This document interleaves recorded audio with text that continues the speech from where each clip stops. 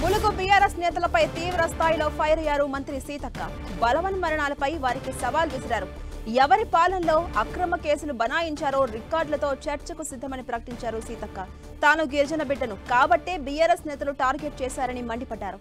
తనకొస్తున్న ఆదరణ చూసి ఓర్వలేకే రాజకీయ కుట్రలు చేస్తున్నారంటూ మంత్రి సీతక్క ఫైర్ అవుతున్న సందర్భం చూపిస్తోంది. ఇక ఇదే నేపథ్యంలో మంత్రి సీతక్కతో మా ప్రతినిధి కుమారస్వామి ఫేస్ టు ఫేస్ ఇప్పుడు చూద్దాం.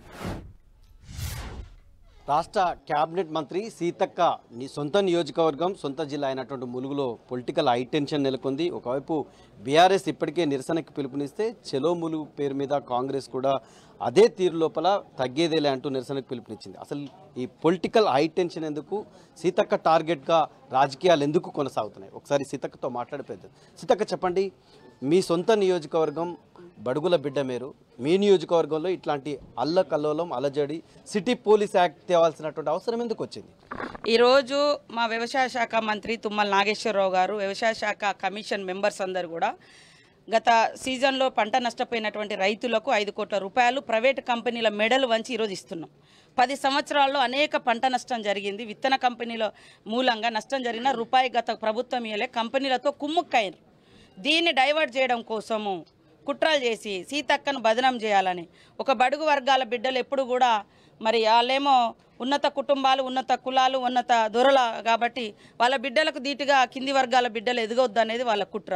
దానికోసం ఎప్పుడు కూడా మమ్మల్ని డిఫేమ్ చేయాలి, మా ప్రాధాన్యత అంటే మాకున్నటువంటి ప్రాచుర్యం తగ్గియాలి, నెగిటివ్ చేయాలని వాళ్ళు ఒక కారెక్కి కారు దిగి రీల్ పెట్టుకుంటే అది గొప్ప, మొత్తం దిగబెట్టుకొని మేము కష్టపడ్డది పబ్లిక్ చేసిన సేవ ఒక 20 నిమిషాలు ఒక 20 సెకండ్లు పెట్టుకుంటే అది రీలు.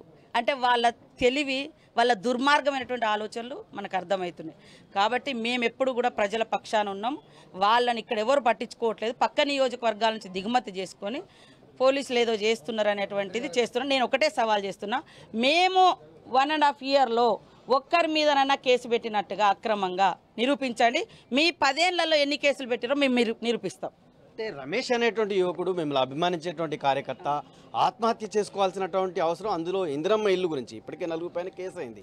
అంటే ఇట్లాంటి పేద వర్గాలకు చెందినటువంటి పథకాలు పక్కదారి పడుతున్నాయని మీ నోటీస్కి వచ్చిందా? ఎందుకు ఇది? ఎక్కడ కూడా పక్కదారి పట్టినా మేము కలెక్టర్ గారికి చెప్పినాము, ఎంపీడీఓలకు చెప్పినాం. నేను కూడా అనేక సార్లు విజ్ఞప్తి చేసిన, మెమోరాండం ఇవ్వండి, మేము తీసేస్తున్నాం. ఇందులో పక్కదారి పట్టిందని చెప్పడంలో వాళ్ళు 10 ఏళ్ళు ఇయ్యలేదు. మేము ఇప్పుడు ఇస్తుంటే 5,000 ఇల్లులు ఇస్తుంటే తట్టుకోలేక చేస్తున్నారు. స్వయంగా టీఆర్ఎస్ బ్యాక్గ్రౌండ్ ఉన్నోళ్ళే ఈ ఆత్మహత్యలలో ఉన్నారు. మొన్న అంగన్వాడీ భర్త, నేను అంగన్వాడీ టీచర్ ఇచ్చిన బుట్టాయిగూడెంలో వాళ్ళ స్వయాన వాళ్ళ కార్యకర్త నాగయ్య, ఆయనను చంపించి ఆత్మహత్య చేయించి ఏం సాధించిరా మీరు? ఇప్పుడు మళ్ళీ నేనే ఇల్లు ఇవ్వాలి ఆమెకు, ఒప్పుకున్నా.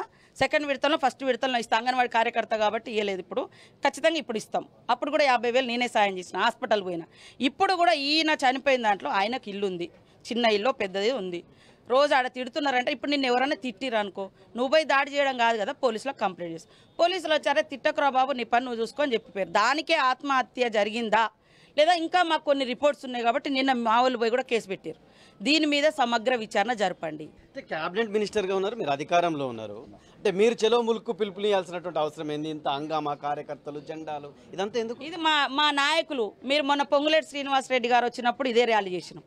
మళ్ళీ అదేవిధంగా మాకు పొన్నం ప్రభాకర్ గారు వచ్చినప్పుడు ఇదే మా కార్యకర్తలలో మేము చేసే అభివృద్ధిని చూపించుకోవాల్సినటువంటి అవసరం. కానీ రేపు మాత్రం ఎక్కడికక్కడ మండలాలలో ఇందిరమ్మ లబ్ధిదారులు అలా అనర్హులు ఎవరో నిరూపించాలి. ఆ ఇందిరమ్మ లబ్ధిదారులు వచ్చే వాళ్ళ అర్హులు కాదా అని వాళ్ళే చేస్తారు రేపు. సో టీఆర్ఎస్ ఉద్దేశపూర్వకంగా ఇట్లాంటి నిరసనలకు పిలుపునిచ్చింది. ఇట్లాంటి ఆత్మహత్యలకు సంబంధించి ప్లాంటెడ్గా చేస్తున్నటువంటి కార్యక్రమంగా సీతక్క చూస్తున్నటువంటి పరిస్థితి. కేవలం తనని రాజకీయంగా టార్గెట్ చేయడమే ఈ ఆందోళనకి కారణం అంటూ సీతక్క తనకు సంబంధించిన అభిప్రాయం వ్యక్తం చేస్తుంది. కెమెరామెన్ సునీల్తో KK 10 TV వరంగల్.